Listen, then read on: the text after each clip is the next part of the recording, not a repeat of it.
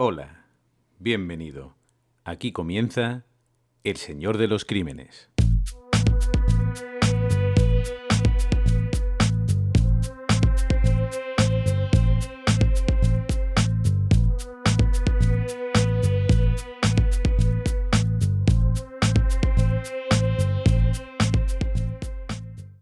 Bienvenido, muchas gracias por estar ahí.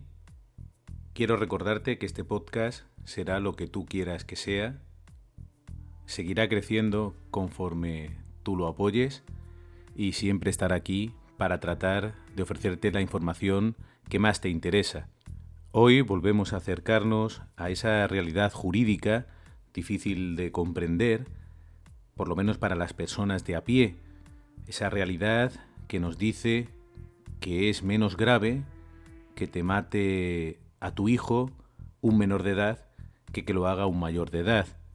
Esa realidad que pone a toda la sociedad a reeducar y a ayudar al asesino y olvida inmediatamente a la víctima.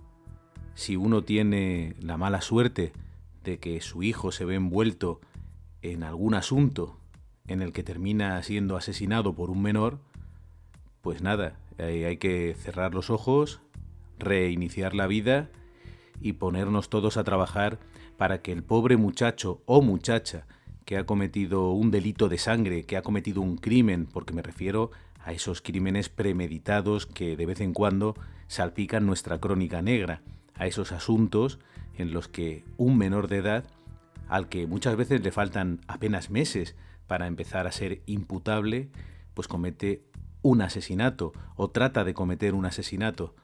Es una realidad que se repite cada cierto tiempo y ante la cual hay una reacción rápida, decidida de la justicia, de los médicos, de todo el mundo que se pone al servicio de ese menor que ha cometido un crimen, pero que claro, necesita inmediatamente atención, recuperación, porque en fin, a lo hecho pecho. Y lo que hay que hacer ahora es poner todos los medios para esa persona a la que hemos decidido que no podemos juzgar porque no tiene la suficiente capacidad para entender quizás sus actos, pues hay que reeducarla, hay que devolverla al buen camino y, bueno, olvidar lo que ha sucedido porque al fin y al cabo son niños.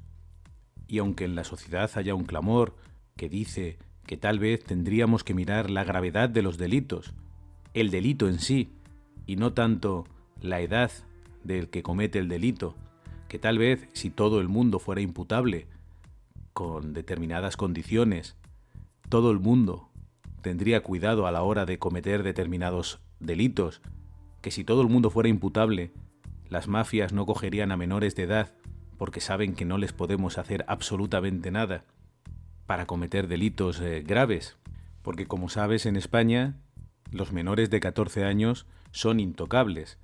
Un menor de 14 años es inimputable. No se le puede juzgar. Da igual lo que haya hecho, ni las condiciones en las que lo haya hecho. Son niños jurídicos. Y entre los 14 y los 16 años, lo máximo que se puede hacer es condenarlo a 4 años en un centro de menores. Y entre los 16 y los 18, a 8 años en un centro de menores. Todo esto nos quedó muy claro con el caso Sandra Palo, el caso que todavía nos sigue tocando el corazón, esa niña a la que violaron y asesinaron de manera horrible y luego los asesinos recibieron distintas penas según tuvieran 14, 16 o 18 años. Y ahí sigue el malaguita, el mayor de edad, en la cárcel, mientras que los menores de edad, que hicieron lo mismo que él, ya están en la calle. Suponemos que reinsertados, o eso quiere creer la sociedad, en un mundo en el que los niños cada vez tienen relaciones sexuales antes, cada vez son más pequeños, son menores a la hora de compartir su cuerpo con otra persona, en un mundo en el que los menores de edad consumen drogas y en un mundo en el que algunos menores de edad, menores de 14 años, cometen delitos graves. En este universo extraño en el que un menor de 14 años puede estar pensando en matar para ver qué se siente, sabiendo desde luego que lo que no va a sentir el asesino es la presión de la sociedad, lo que no va a sentir es la frialdad de una celda, Lo que no va a sentir es el castigo por haber quitado una vida. Eso está claro, porque aquí los menores de 14 años son inimputables. Solo se les puede dar una palmada en la espalda, decirles que lo que han hecho está muy mal y tratar de ponerles un tratamiento psicológico o psiquiátrico si conviene. Te pregunto, ¿no sería quizá más lógico ver lo que ha hecho y decidir cuál es el tratamiento que le debemos dar conforme al delito?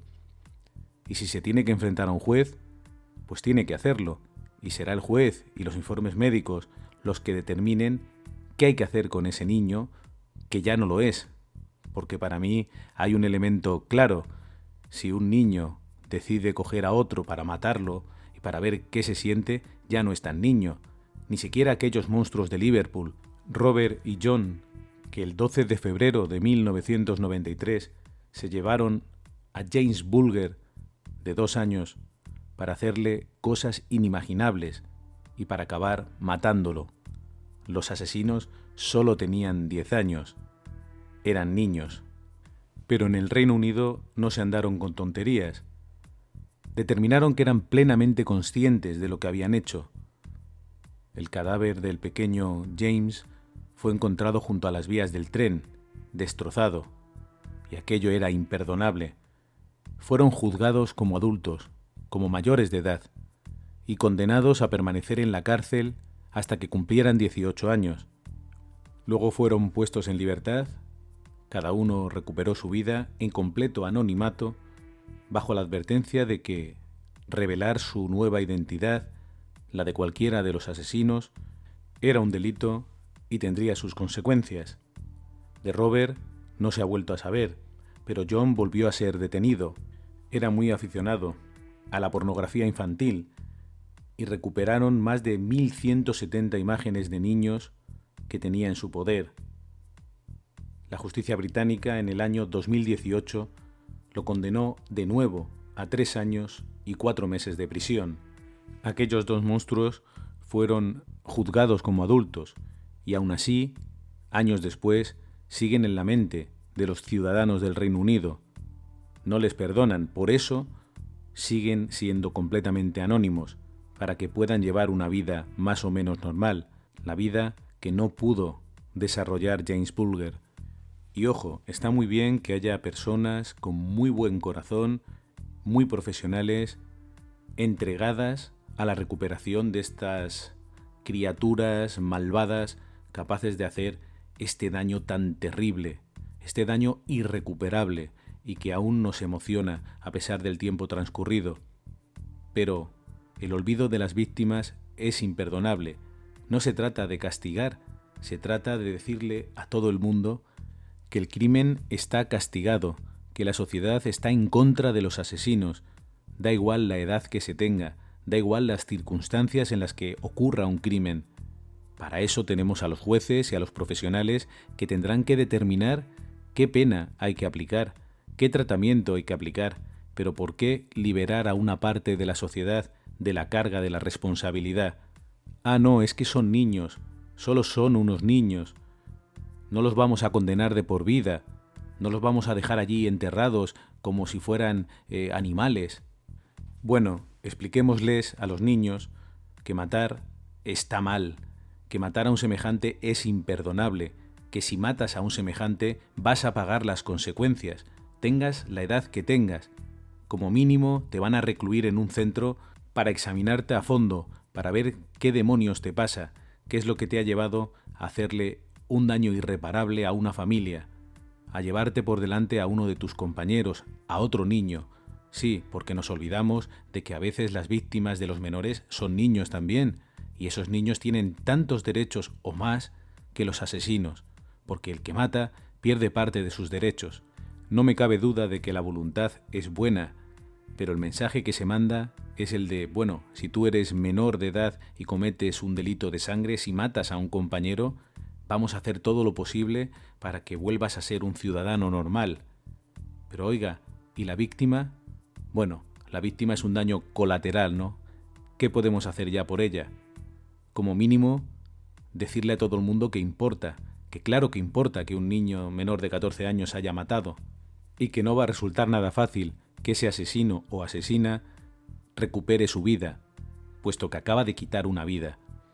Te traigo hoy aquí esta polémica porque, como sabes, el pasado 9 de septiembre, en O Carballiño, un niño de 13 años, después de planearlo durante días, después de contar a sus amigos en las redes sociales que quería probar qué se sentía al matar a alguien, después de colgar en internet la foto de la pata de cabra que se iba a convertir en el arma del delito, citó a varias amigas de su edad en su casa con la idea de cumplir ese deseo. No pensaba seguramente en que aquel deseo iba a tener ningún tipo de consecuencia, porque al contrario de lo que parece que piensa nuestra justicia y la mayoría de los profesionales, los niños de 13 y 14 años son perfectamente capaces de darse cuenta de que matar está mal, de que hacer daño está mal, y también son capaces de darse cuenta de que hagan lo que hagan, no van a pagar por ello, y van a ser tratados como pobrecitos que han cometido un error. Nadie pensaba que este chico, al que no nombramos para proteger su intimidad, porque ahora es lo más importante, recuperar a este muchacho que, según nos dicen, tiene 130 de cociente intelectual, es casi un superdotado tan bobo que su preocupación es ver qué se siente al matar a una compañera, que no está pensando en cómo amar a sus compañeros, en cómo hacerles felices, sino en qué se siente cuando quitas una vida. Pues ¿qué se va a sentir? El asesino seguramente nada, la sociedad un dolor del que nunca nos vamos a recuperar. El chico, la criatura, tras haber comunicado en varias ocasiones que tenía pensado averiguar cuál era la sensación que te invadía después de cometer un crimen, citó, como te contaba, a varias amigas en su casa. Sabía que ese jueves 9 de septiembre no estarían ni sus padres ni sus 3 hermanos. Una de las chicas llegó acompañada de su novio, los encerró en casa con llave e incluso llegó a ponerle a ella un cuchillo en el cuello, pero pudieron escapar. Algunas de las niñas no se presentaron, pero al final Nuria, la que iba a ser su víctima, sí se presentó. ¿Qué podía temer del que era su amigo, de ese chico con el que había compartido muchas horas, que era miembro de su misma pandilla? No podía sospechar que estaba allí esperándole, con una pata de cabra, que la iba a golpear salvajemente en la cabeza con ella. Luego, la muchacha se precipitaría al vacío desde un segundo piso. Las heridas causadas por la barra de hierro eran terribles. La caída, además, añadió múltiples fracturas en costillas, en la cadera. El propio autor de los hechos llamó al 112 para decir, fríamente, acabo de matar a mi amiga. Le contaría a la policía que deseaba saber qué se sentía. Sin embargo, la niña, por suerte, pudo sobrevivir, aunque para ella seguramente nada volverá a ser lo mismo. Su estado era gravísimo. Pasó muchos días en coma, y aunque las últimas noticias son que ha salido de él, no podemos saber cuáles serán las consecuencias de esta brutal agresión. Pero sí sabemos las consecuencias que tendrá este acto para el autor. Esas consecuencias serán ninguna. Es absolutamente inimputable. Los médicos lo están examinando para ver si pueden diagnosticarle algún tipo de enfermedad mental, algo a lo que agarrarse para poder darle un tratamiento y dentro de unos años dejarlo en libertad, sin que la sociedad pueda tener remordimientos. Hasta el momento del hecho hay muy pocas dudas. Todo el mundo lo tenía por un muchacho excelente, en la calle decían que era muy buen niño, y de repente planea y comete un acto criminal que por fortuna no acaba en la muerte de la víctima, pero que de alguna manera condena a esta chica y a su familia a un sufrimiento absolutamente inmerecido, absolutamente injusto e inesperado. Las familias de agresor y víctima se conocen, claro. En O Carballiño, esta localidad de Orense, se conoce todo el mundo, pero es que además los niños eran miembros de la misma pandilla. Era inevitable que las familias tuvieran algún tipo de relación.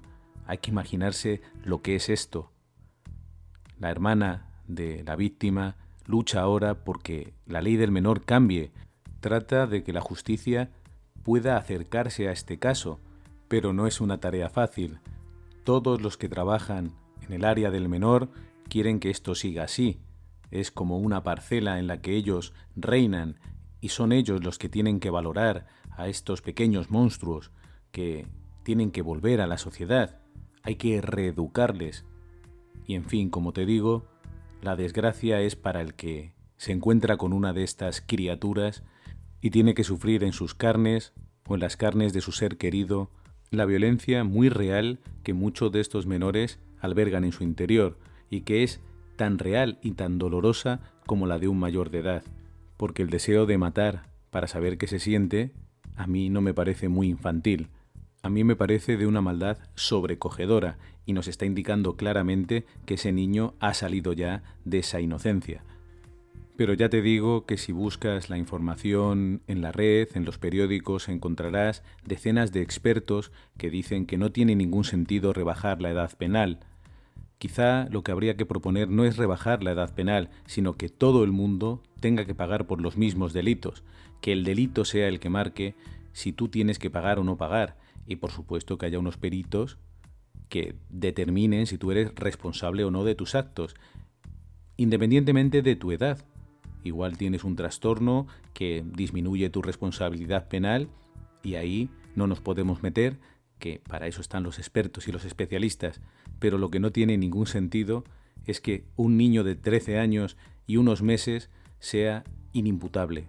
No se le pueda meter mano por ningún lado y lo que tenemos que hacer es dejar que el tiempo pase, a ver si se olvida y dejar a este muchacho en libertad y que recupere su vida, que es muy joven y no le vayamos a estropear el futuro. No olvidemos que además en todos los periódicos se ha insistido en que es una especie de superdotado, algo que se suele hacer con cierta frecuencia en el caso de los asesinos y que a mí lo que me hace es cuestionarme la validez de este tipo de test. Así que, el que decide con 13 años que quiere probar qué se siente al matar a una compañera es un superdotado. Verás que muchas veces se llega casi a sugerir que precisamente al ser tan inteligente es cuando surgen estas ideas, ¿no? Creo, y no sé lo que te puede parecer a ti, que estamos juzgando este caso de una manera muy equivocada, porque ni estamos ante un superdotado, ni estamos ante un niño inocente al que hay que proteger, sino ante un asesino frío y calculador que, por suerte para la víctima, no pudo completar el crimen, pero que la ha condenado a un sufrimiento que ya veremos a dónde la lleva. Los datos médicos, por supuesto, son privados, pero desde luego, tal y como nos han descrito las heridas, la cosa no pinta nada bien para la familia ni para Nuria, y esto no lo vamos a perdonar o no lo debemos perdonar. No se puede asumir que ocurra algo como lo de Ocarballiño y la vida siga, sin más, pensando que el niño que ha cometido estos actos es simplemente un niño y que toda la sociedad tiene que abrazarlo y comprenderlo, porque en fin, son cosas de niños, ¿no? Y su inocencia está ahí y hay que protegerla. El crimen, por desgracia, no tiene nada que ver con la inocencia, y cuando uno pasa esa línea, tiene que saber que tiene unas consecuencias y que tiene que tenerlas. Otra cosa es ver el grado de esas consecuencias, hay que ver cómo se actúa en determinados casos, pero lo que hay que transmitir no es que si tú tienes menos de 14 años eres impune, porque entonces pasa lo que pasa. Por supuesto que podemos recuperar y tenemos que trabajar en recuperar a personas y a niños que cometan delitos menores, delitos que no tengan esta importancia, esta gravedad. Estamos hablando de intentar quitarle la vida a una compañera, de un acto brutal y terrible y premeditado. Y ante esto tenemos que tener herramientas. No puede ser que nos encontremos con las manos atadas y no puede ser que tengamos encima, nosotros como sociedad, imagínate la familia, que tengamos que escuchar a todas esas personas que repiten que no hay que bajar la responsabilidad penal, que esto son cosas que ocurren de vez en cuando y que que si te toca a ti, pues tienes que cerrar los ojos porque lo importante es cuidar al que ha cometido estos actos para que no vuelvan a repetirse. Y desde luego este tiene que ser uno de los objetivos, que el que ha cometido unos actos violentos, sangrientos, no los vuelva a repetir. La pregunta es si esto puede conseguirse con un centro de menores y una vigilancia relativamente débil, ¿no? Hemos visto en casos como el de Sandra Palo que los menores no se reinsertan, que siguen por ahí delinquiendo y que efectivamente no han llegado a cometer nunca un delito tan grave como el que cometieron con Sandra Palo, por fortuna. Pero Sandra ya no está y ellos siguen por ahí haciendo sus fechorías. Insisto en que los planteamientos que nos hacen es que los delitos de sangre que cometen los menores, los crímenes directamente, son pocos. Es verdad que son muy llamativos, pero son pocos, y que la mayoría de los menores pues cometen delitos menos graves y merecen ser reinsertados. Y desde luego estamos de acuerdo con ese fondo.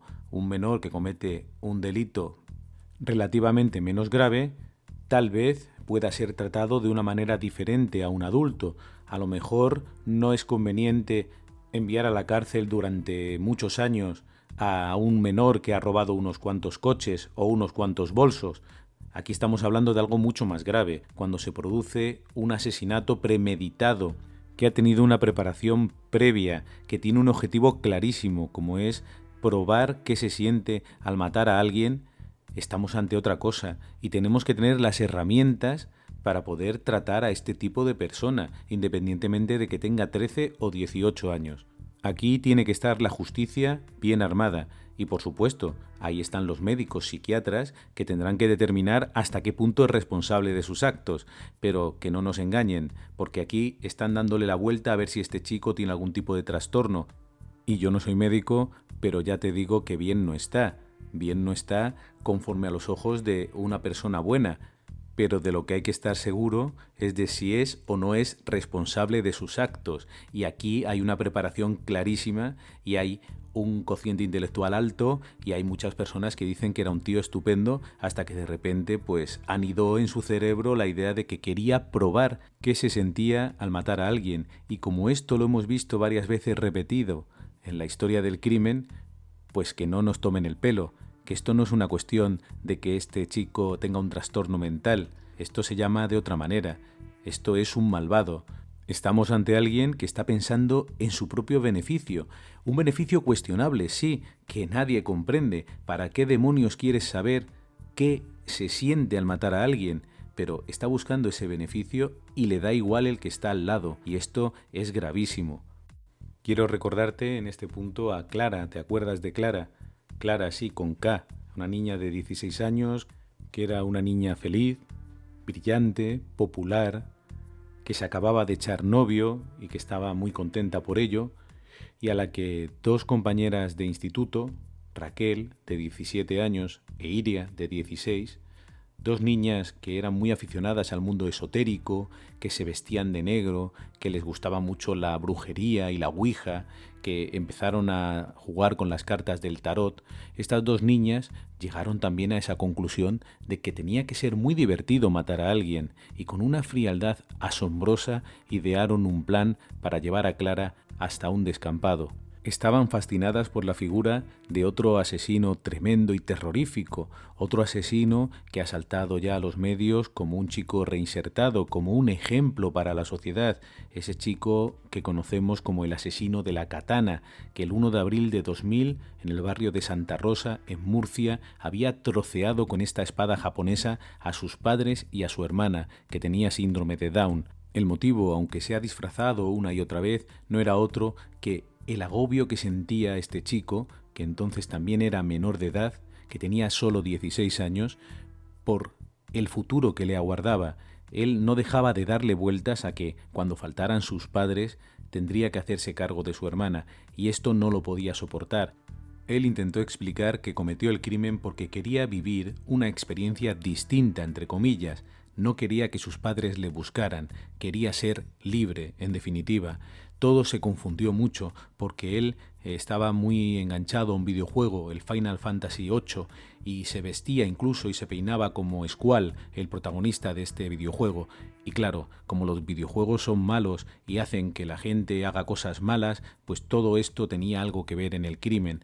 No estábamos preparados para asumir que alguien era tan malvado como para concebir un plan como el que llevó a cabo el asesino de la katana. Pues bien, estas niñas de San Fernando, en Cádiz, estaban absolutamente enamoradas del concepto. Se habían convertido en fans absolutas de este muchacho. Para ellas era un ídolo y decidieron hacer algo parecido. También eran menores, ya sabían lo que les podía pasar, que era casi nada. En el caso del asesino de la katana, le condenaron a 12 años de internamiento en un centro terapéutico y a 2 de libertad vigilada, pero con la entrada en vigor de la ley del menor se redujeron a 8, de los que cumplió 7. Recuperó la libertad en enero de 2008. Influidas, como te digo, por este crimen tremendo de Murcia, las 2 niñas, Raquel e Iria, decidieron probar qué se sentía al matar. El 23 de mayo de 2000 se dirigieron al centro comercial Bahía Sur en San Fernando, Cádiz, y armadas con una navaja esperaron en el servicio de señoras. Les pareció divertido dejar que el azar fuera el que escogiera a la víctima, pero cuando tuvieron la oportunidad se vinieron abajo. Decepcionadas por este fracaso, decidieron probar con alguien que conocían. Así llegaron hasta Clara. Sabían que la niña se había distanciado un poco de ellas desde que se había echado novio, pero estaban seguras de que no pondría ninguna pega a acompañarlas en una tarde de fiesta. Así que el día 25 la llamaron y quedaron para el día siguiente, el día 26, a las 9:30 de la tarde. La idea era charlar y tomar una copa. Clara no podía sospechar lo que habían planeado. Compraron un par de litros de cerveza y se las tomaron en un descampado, hasta que llegó el momento de cometer el crimen. Según la sentencia de la Audiencia Provincial de Cádiz de 5 de junio de 2001, que desestima los recursos de los abogados de las agresoras contra la sentencia del juzgado de menores, los hechos sucedieron de la siguiente manera. Encontrándose las 3 en el lugar, que se hallaba a oscuro y solo con la visibilidad que permitía la luz lunar, después de haber bebido de las botellas de cerveza y hablado entre ellas, Raquel e Iria decidieron, sin que se haya acreditado que en aquel momento sus capacidades de conocer y de querer se encontraran mínimamente afectadas por la cerveza que habían ingerido y no constando tampoco la ingesta de drogas o fármacos que en sus aludidas facultades pudieran incidir, iniciar la ejecución de lo acordado, haciéndose las correspondientes señas. Y así, mientras Iria de improviso sujetaba a Clara tratando de inmovilizarla, Raquel, extrayendo una navaja de 11,20 centímetros de longitud y de un grosor inicial de 1,80 centímetros, que se ensanchaba hasta los 2,20 centímetros a la altura del mango, comenzó a asestar golpes con dicha arma en el cuerpo de Clara, que al sentirse agredida, dijo: «Para esto me habéis traído aquí, para matarme», al tiempo que intentaba defenderse colocando las manos abiertas por delante y recibiendo en las palmas de estas varias heridas inciso-cortantes, 2 en la mano derecha y 4 en la mano izquierda, y aunque siguió mientras pudo intentando defenderse desde el suelo, donde continuaba sujetándola a Iria, a consecuencia de cuyo forcejeo sufrió escoriaciones en ambos brazos y erosiones en las rodillas, no pudo eludir el ataque. Un ataque terrorífico que resultó mortal.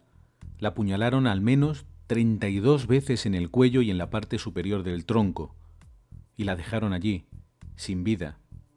Se cambiaron de ropa y volvieron a salir de bares. Pasaron la noche en casa de Iria. Allí recordaron todo lo ocurrido y se despidieron a la mañana siguiente.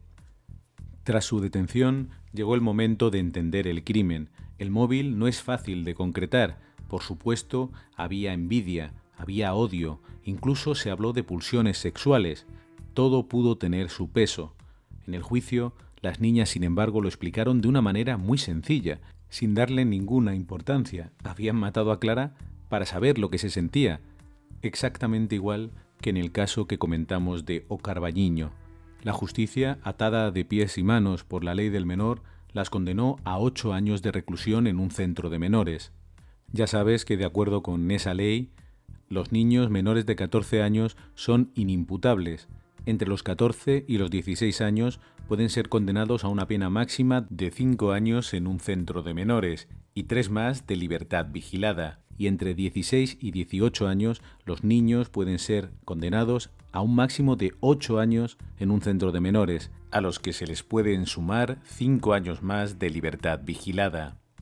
Raquel tenía 17 años e Iria 16, y tras aquel crimen del 26 de mayo de 2000, Raquel e Iria recuperaron su vida como si nada.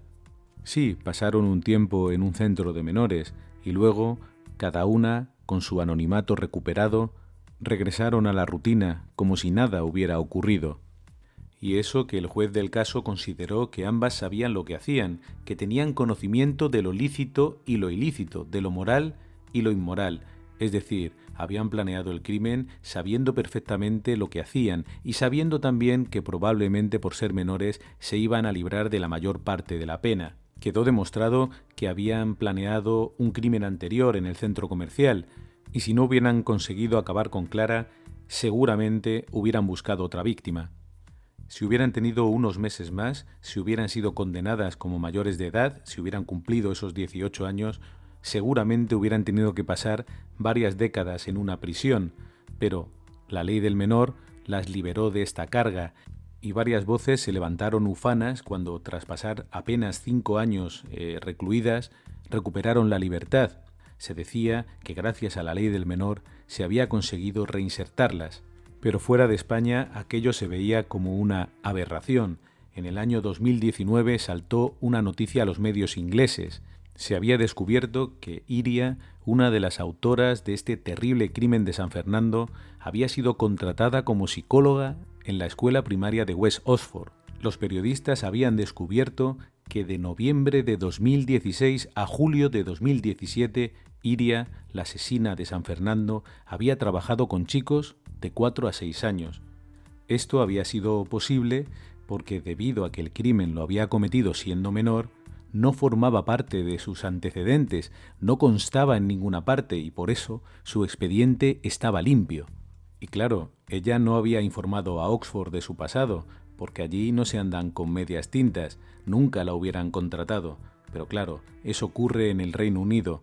Aquí en España lo que se nos dice es que esta mujer tiene todo el derecho a rehacer su vida y a trabajar incluso con niños o con lo que sea, porque aquello ha quedado borrado, es un acto de la niñez, un suceso ligado a la inocencia y que hay que dejar atrás.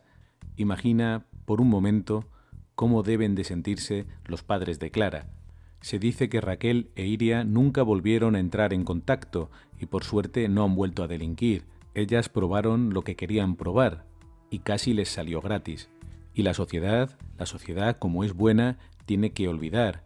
La sociedad tiene que cerrar los ojos, como si nunca hubiera ocurrido, como si no hubiera una familia a la que le falta una hija, por una razón tan injustificada como que a 2 niñas les dio por jugar a ser asesinas. Y por desgracia, como parece un acto que apenas tiene consecuencias, como los niños saben que son tratados como niños, independientemente de que hagan cosas tan graves como cometer un crimen, de vez en cuando nos llevamos la sorpresa desagradable de que un niño o una niña, a pesar de su inocencia, planean y cometen un asesinato. Me viene a la cabeza un suceso que ocurrió el 30 de marzo de 2010 en Seseña, en Toledo. Una niña de 14 años mató a su compañera de clase.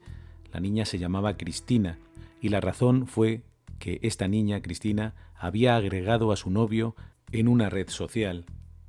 Ella, la asesina, le había advertido que no lo hiciera, pero Cristina no se lo tomó en serio. Al fin y al cabo, no tenía ninguna importancia aceptar una amistad virtual. Pero este atrevimiento le costó muy caro. Ese día, el 30 de marzo de 2010, la asesina, que había colgado previamente en su perfil de la red numerosas imágenes siniestras, oscuras, relacionadas con el ocultismo, la brujería, la muerte, parece ser que esto es una cosa que atrae especialmente a los niños malvados. Por lo que hemos podido ver, la experiencia nos dice que por alguna razón se sienten atraídos por la brujería, el ocultismo, lo oscuro, y en efecto, en este caso también, esta niña tenía esa pasión. Vaya por delante que ningún hobby convierte a nadie en malvado ni en asesino, pero claro, cuando uno ve a una niña de 14 años todo el día obsesionada entre libros de brujería, entre símbolos arcanos, viendo foros en los que se habla de sangre, de muerte, pues tal vez sí que haya un motivo para la preocupación. Una cosa es tener una afición y otra cosa es llevar algunas cosas especialmente peligrosas, poco recomendables, a la obsesión. En cualquier caso, es evidente que este comportamiento nos está dibujando a la asesina, esta niña que, porque han agregado a su novio en una red social, es capaz de cometer un crimen y además, atento, con una frialdad que pone el vello de punta. La citó en una antigua cantera de yeso, quería ajustar cuentas. Cristina pensaba que lo que deseaba esta niña era hablar con ella, pero no escuchó las explicaciones. La otra niña la agarró del cuello e intentó asfixiarla. Después la golpeó con una piedra hasta dejarla inconsciente y le hizo un profundo corte en la muñeca izquierda con una navaja. Después cubrió su cuerpo con piedras y tierra y la abandonó. Estaba viva, pero se había asegurado de que no la encontraran, y estaba tan orgullosa que le contó lo sucedido a una amiga, y esta amiga no la delató. Así que Cristina se desangró lentamente, gota a gota, en una larguísima agonía que, según los forenses, pudo durar entre 2 y 3 días. Hubiera bastado con que alguna de las dos se hubiera derrumbado, pero la asesina estaba bien orgullosa de lo que había hecho. Le había dado a aquella pobre niña su merecido. Su cadáver fue hallado el 3 de abril. La autora de los hechos, que como te digo solo tenía 14 años, tras reconocer de manera absolutamente tranquila que había matado a su compañera, fue condenada a 5 años de internamiento en un centro de menores y 3 de libertad vigilada. Su cómplice, por no revelar lo que sabía, fue condenada a 1 año de internamiento y otro de libertad vigilada. Las dos habrán recuperado su vida y su rutina como si nada, y la familia de Cristina seguirá hoy condenada a un sufrimiento eterno. A mí me conmueve y supongo que a ti también y a todas las personas que tengan corazón. Comprendo que debe haber gente fría que haga las leyes y se enfrente a estos sucesos con una serenidad envidiable, diciendo siempre que no hay que legislar en caliente y repitiéndonos eso de que el Código Penal español lo que quiere es reinsertar y que en el caso de los menores este esfuerzo todavía tiene que ser mayor y que por eso existe la ley del menor. Sin embargo, creo que la lógica, el estudio de la crónica negra y de la historia del crimen, lo que nos viene a decir es que el mal existe en todas las edades, en todos los sexos, y que debe haber una sola ley para todos, una ley comprensible, una ley que diga que el que mata va a pagar unas consecuencias y que no se debe matar bajo ningún concepto y que da igual que tengas menos de 14 años porque si matas a un compañero te va a perseguir la sociedad y te va a señalar y la sociedad va a recordarlo, con lo cual igual a algún niño de estos se le quita las ganas de delinquir. No te quepa duda de que en la calle hay niños muy peligrosos, menores de 18 años capaces de hacer cosas terribles. Yo, que tengo la oportunidad de hablar con algunos amigos policías, te digo que se sienten desprotegidos, que ante los menores prácticamente se tienen que inhibir, que es un verdadero problema, que por suerte es verdad que no cometen demasiados asesinatos, pero no se trata tanto del número como de las herramientas que tenemos que tener para enfrentarnos a estos asuntos. Y no olvidemos que el asesinato es la punta del iceberg.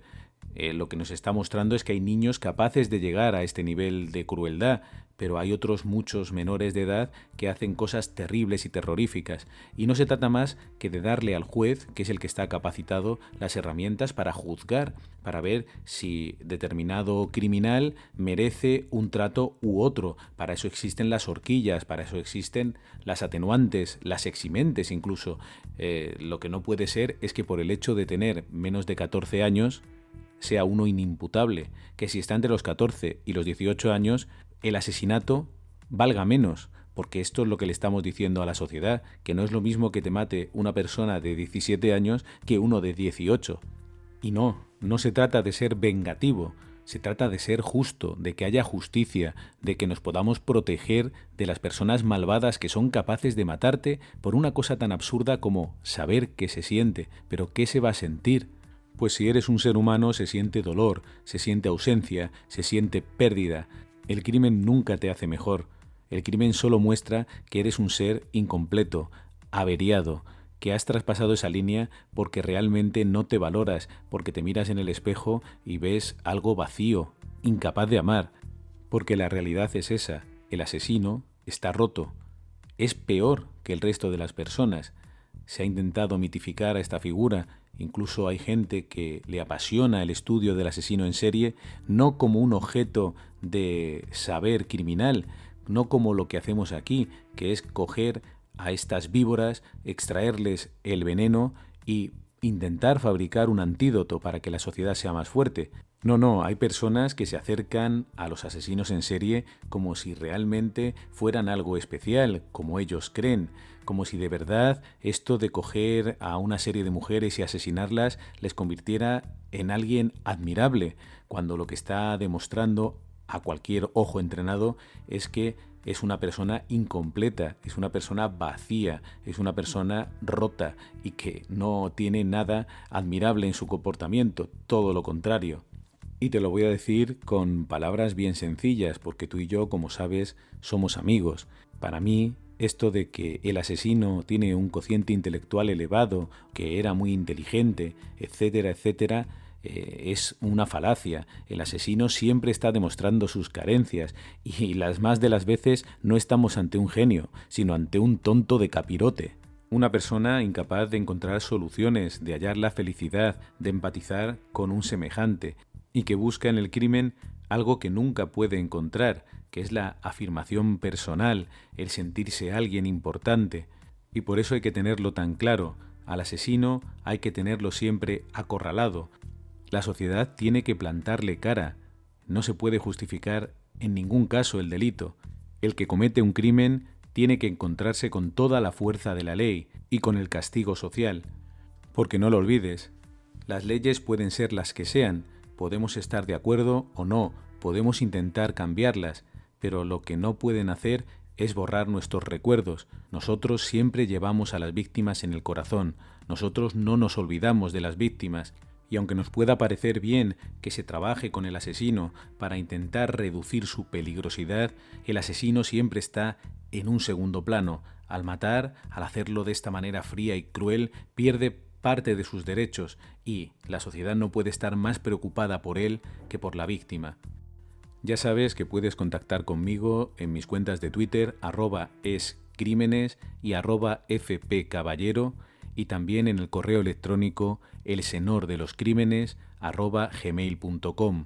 Por mi parte me despido aquí dándote una vez más las gracias por el seguimiento, por el cariño, por el afecto y por la redifusión de este podcast que sin tu apoyo no sería posible.